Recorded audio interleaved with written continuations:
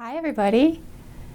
I wanted to talk to you today about my vegan path and what it means to me to be a vegan, why I chose to be vegan, and why I think it's a really important step for us to take as a society in general.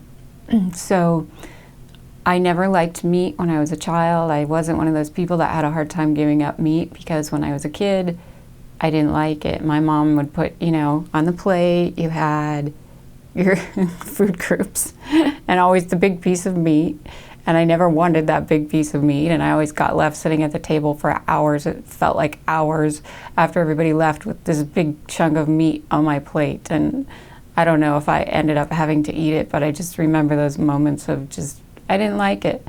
I don't know if I even considered the animals. I don't remember, but I just remember not liking it. And when I was, I think, 13, 14, we went to visit my sister in Santa Cruz, California, and she didn't eat meat. She was a vegetarian. And so I said, oh, I didn't even know that was an option. So that was it for me. I came home and I said, I am no longer eating meat. And that was it. And I just made that decision. My mom tried to support me. My dad continued, we had those Sunday meals where they had the big meats at the head of the table and he carved the meat and he continued to pass me a plate with meat on it and I continued to pass the plate back to him. We had a funny relationship like that anyway. So over the years, my mom supported me more and more. But I wasn't a healthy vegan at that time. I think I probably ate a lot of pasta, like macaroni. I wasn't vegan, I was vegetarian. I ate a lot of macaroni and cheese sandwiches. I didn't know anything about nutrition or health, but that was my form of being vegetarian at a young age, just because I found out I could do that. I was one of those kids that thought that I had to do everything that the authorities said. So I just listened until I found out I didn't have to, and then I stopped. So I went through my 20s being mostly vegetarian. I think I went off and on with vegan, every once in a while, but I was mostly vegetarian for that time. Most of my friends weren't vegetarian, I don't think. I ate fish off and on throughout the years, usually because some medical person told me, well, not medical person, but like macrobiotic, once a macrobiotic counselor said, you really need to eat fish, or an acupuncturist said, you really need to eat fish. And I can remember those moments of, like, I'd specifically go to a fish restaurant, and eat fish, and they were always kind of traumatic moments. There's one fish restaurant in San Francisco, they had a big fish tank next to your table. So as you're eating the fish, you're watching these fish swim around. So off and on, I ate meat. I think I ate sushi with different male partners in my life would talk me into eating sushi with them. So I ate sushi over the years too. So that was kind of a off and on. Every once in a while I'd eat fish, but mostly vegetarian since I was 13 or 14. And I think I really started to become more conscious of the animal aspect of it, probably in my 20s. Like, why are we eating animals? It just started to, when I really thought about it, I was like, this doesn't make any sense. So I've always had this sense from the very core of my being. Like, I don't know if you can relate to this, if you just have a core belief that is so vital within you that nothing could ever shift it. And this has been such a core belief to me. Like, I don't get it. It's just that. I don't get it. I just don't get why we eat meat. And I nobody can change my mind. People try to change my mind. It's like, I've been pretty influenceable in other ways. But with this, no, it's just that's been such a core belief with me. But I still ate milk and dairy, and I think I overlooked that aspect of it, of the dairy industry. I don't know that I ever really got into what was really going on in the dairy industry. And when I was at the ashram, we had to make a vow to be vegetarian, which, I already was anyway. But the ashram was vegetarian. So, I never really considered the dairy thing. And when I'd say about 10 years ago, Will Tuttle, I don't know if you've read his books, but he came to a local coffee shop and gave a talk and described in gory detail what happens in the dairy industry. So that was the end. I haven't had dairy since then. So I think I've been full-on vegan for about 10 years. Now, I was a nursing mama at the time. Tico was just a little baby, and it was just horrifying. These mommies, you know, these mommy cows have their babies taken away from them.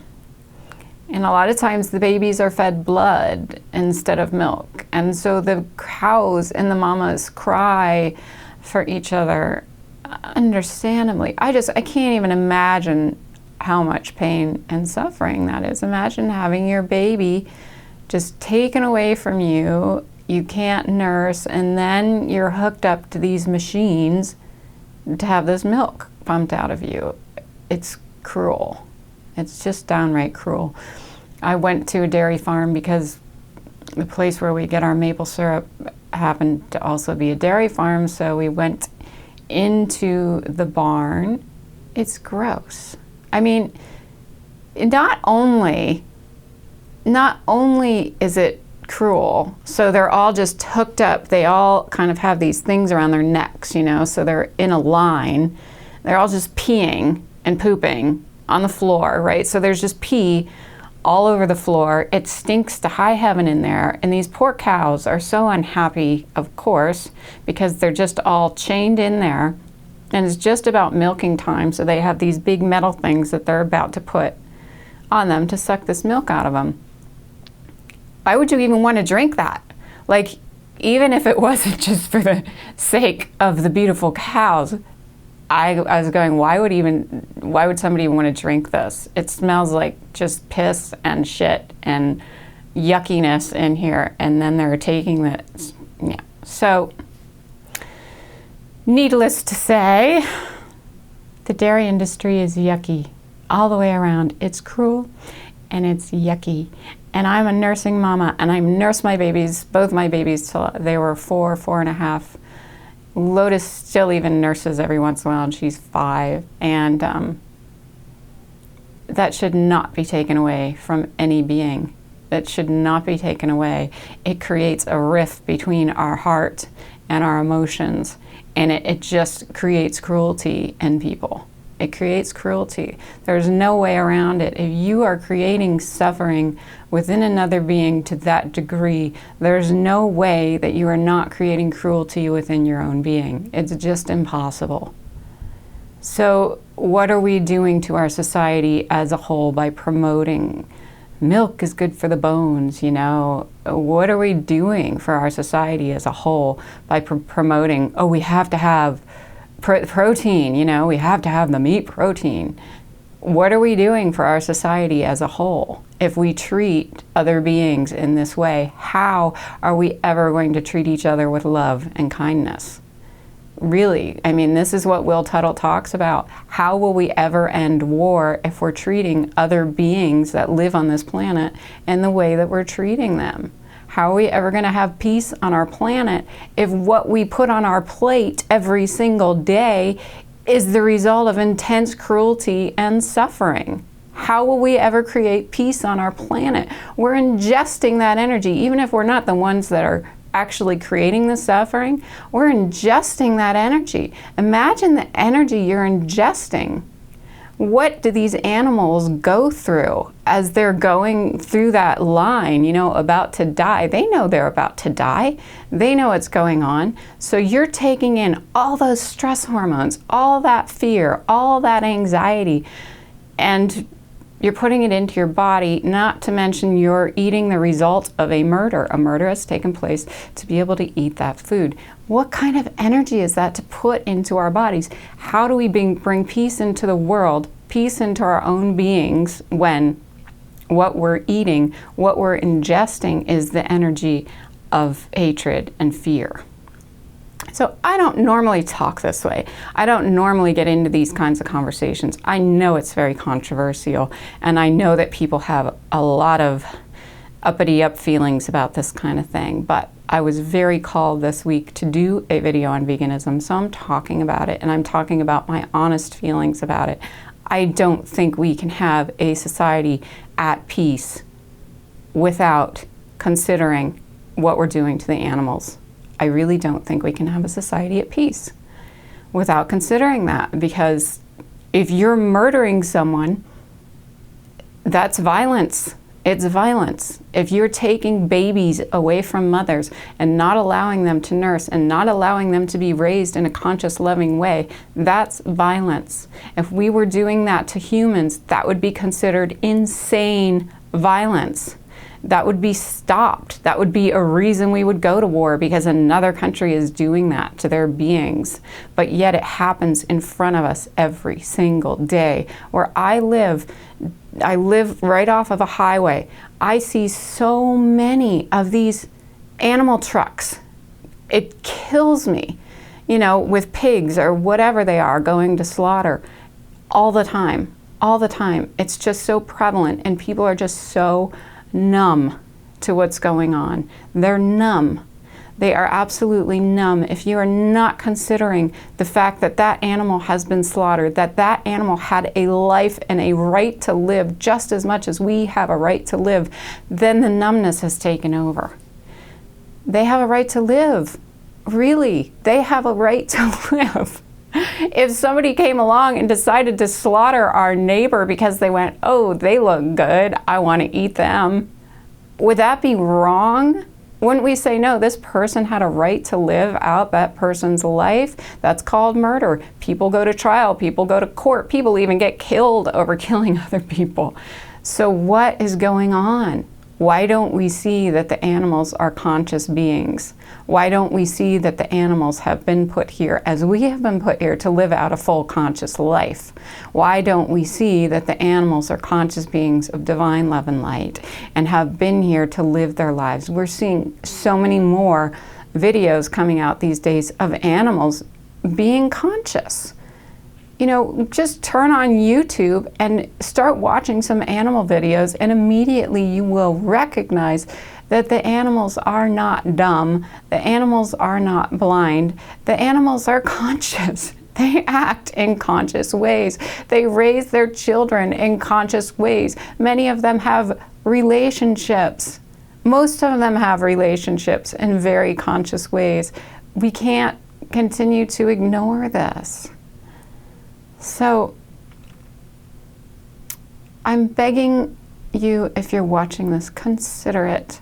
Consider what you're eating. Consider what you're putting on your plate. Consider the fact that you might be able to change and do things differently, you know. Consider the fact that maybe there's an animal out there that could be saved because you decide not to put meat on your plate.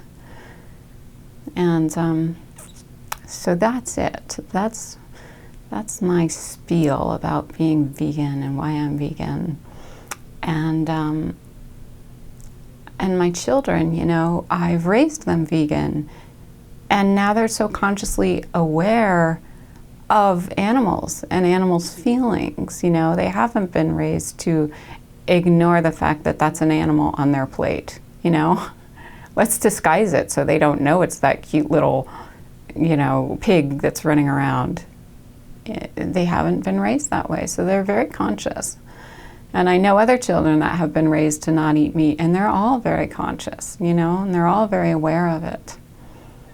And I'm excited to see that the vegan movement really is growing, because a lot of it is the younger people, and they're really recognizing how it's not good for our society. And that makes me really, really happy. So as always, I am going to close my eyes, tune in with my higher consciousness self, and see if we can get a higher perspective on this subject. Thank you for listening.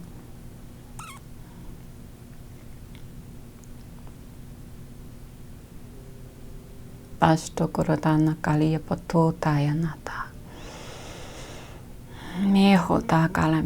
are here now in this peaceful moment of joy, truth, abundance, prosperity, generosity, consciousness, and grace. So waking up to our own divine self, waking up to our own divine nature, waking up to the consciousness within us is what we are doing now. We are waking up to the divine truth within us. We are waking up to the divine consciousness within all things. We are waking up to the divine truth that lies within each and every being that dwells on this earth plane. Does every being have a consciousness within them? Does every being have a conscious self that is aware of what's around them? Does every being live in the consciousness of each moment? So as we consider these questions, we look into ourselves and we say, have I been blind to the consciousness that dwells in all things? Have I been blind to the consciousness that is aware of itself in everything and everyone around me? Have I been blinded by the unconscious actions of society to believe that the consciousness only dwells within me and everything else is just a product of what? Is it a product of your own desires, of your own wanting, right? So what is everything else that dwells within your conscious space of understanding? If it is not conscious, if you see these animals being divinely driven by their own space of inner peace, their own space of inner truth, their own space of divinity, and you see these animals being consciously alive in their own space of truth and peace and divinity, and you see these animals wanting to live a life, right? They have every conscious right to live a life. As we've been given a life, they've been given a life, right? As we've been given consciousness, they've been given consciousness. As we've been given the space that we are in now, they've been given the space that they are in now. So where is it within our contract with life that we've decided that it's okay to take that from them? Where is it within our own conscious contract with life that we've decided that it's okay to take that from another being? Is it okay to take that from another being? Is it okay to take away their conscious choice to have a life? Is it okay to take away their conscious choice to live out their full energy of consciousness on this earth plane? So do we have a right to take a life? So that's the consideration we're asking. Do we have a right to take a life? So is a life beneficial for us, right? Is a life beneficial for them?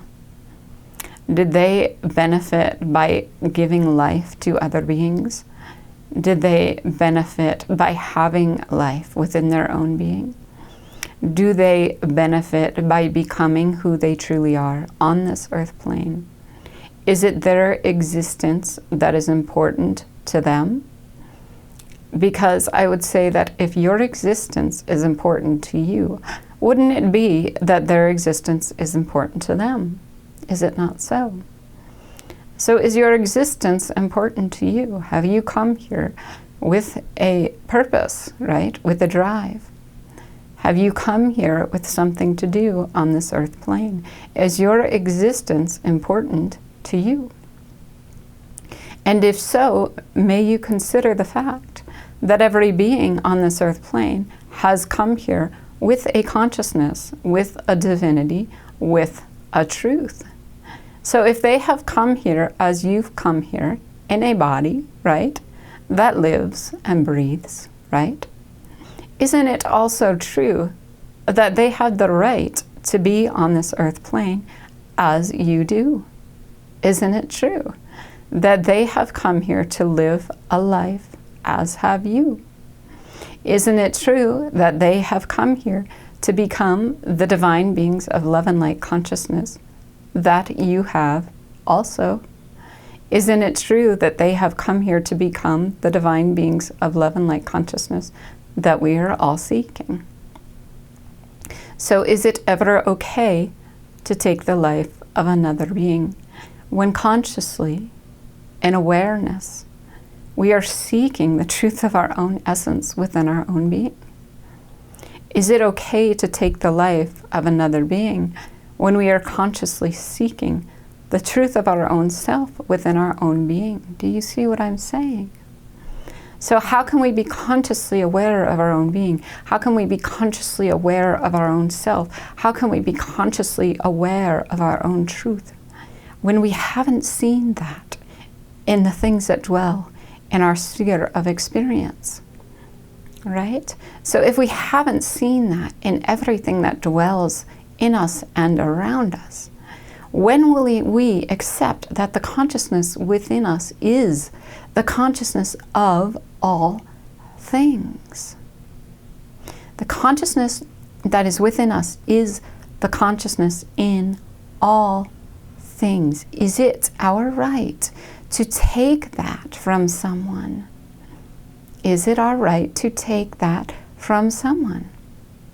I don't think that we can fully conceptualize the reality of what's happening until we really question within our own being, what am I doing? Is it okay to take the consciousness, to take the life of another being? Is it okay? Because within our own selves, we question so many things, do we not? But do we question this very vibrant life that has been taken in order for us to see what? What is it that we are seeing? The allowance of this life to be taken. What is it allowing us to see? Right? What is it allowing us to see? It's not allowing us to see anything but death. You know, what that meal is death. We can't conceptualize it any other way. It's death, right? So we've taken the life of someone to put on our plate. Think about that. Think about that. We've taken the life of another breathing, right? Alive, light being to put on our plate. What does that consciously accomplish for our beings? What does that consciously accomplish for our inner selves? What does that consciously accomplish for us as a divine being of love and light? So is there any reason to take the conscious life of another being? Is there any reason to take the conscious life of another being? We know the answer within us is no. We know the answer within us is no. No. There is never a reason to take the life of another being. There is never a reason to take the life of another being. We are consciously aware in this moment that we are seeking for divinity, we are seeking for truth, we are seeking for prosperity, we are seeking for love. But if you're seeking for love, but you're eating death, what is in your plate? If you are seeking for love, but you are eating death, what is in your plate? Right? So what are we doing? Is it time to become more aware of the things that we're doing? Is it time to become more awake in our conscious actions every day? Is it time to stand up and say, I'm done with the way things have been going? Right? Because the way things have been going are not seeking my divine self. They're not seeking my inner depth. They're not seeking my inner truth. Isn't it time to stand up and say, now, I choose to be me, I choose to be free. And in that freedom, I choose to allow all beings to be divine with me. I choose to allow all beings to be free in this consciousness and this grace and this truth. I choose to allow all beings to be consciously aware of themselves as the truth of all things. I choose to allow all beings to be free. We are conscious, we are alive, we are loving, we are divine, we are truthful, we are energetic, and we are kind. And now we take this life, our life, and we let it be divine, and we let it be truthful, and we let it be conscious. And we no longer will accept the atrocity that's happening around us. We no longer will accept the energetic unawareness of this display of hostility. We no longer will accept this unconscious way of being on this earth plane. Because this is what creates war, right? This is what creates hatred. This is what creates anger. If we want to see the anger within our being, if we want to stop the hatred and the wars and everything else that is causing us emotional distress, start by being loving and kind and generous in everything that you do, right? Let your display in life be kind, loving, generous, truthful, honest, open, peaceful. Because from that place, we know ourselves as divine, we know ourselves as free, we know ourselves as truthful, right? So we are conscious, we are aware, we are divine, we are loving, and we are kind. It's time to be conscious, divine, loving, and kind in every single action that we take. It's time to become peaceful, divine, loving, truthful, and kind in every single thing that we do every day. We are divine, we are free, we are perfect, we are aware. And we will now consciously allow ourselves to see the divinity in all things. All beings are divine. They all come here with a purpose of power and grace. They all come here with a conscious awareness of being alive on this earth plane. They all come here with an awareness to be and become all that they can be and become. I allow you the grace to make the choice today to stop partaking in the destiny of these animals, right, as cruelty.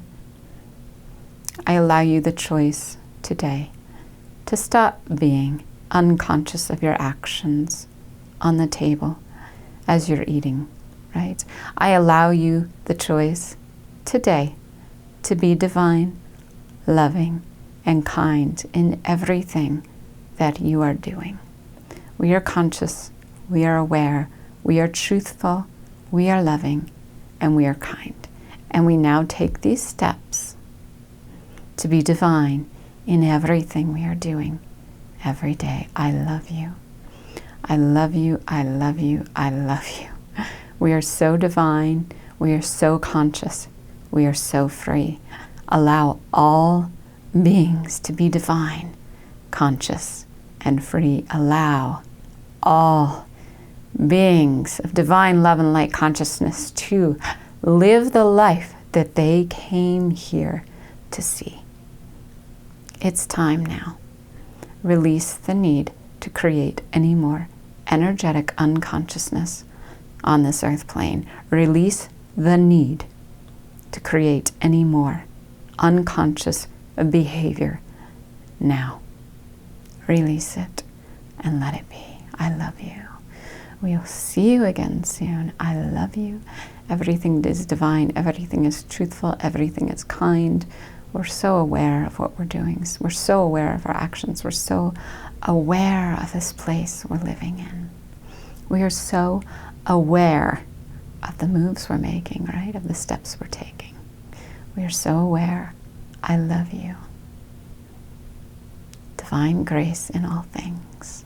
Divine grace is coming through us, as the truth, as the divinity, as the peace of all things. I love you.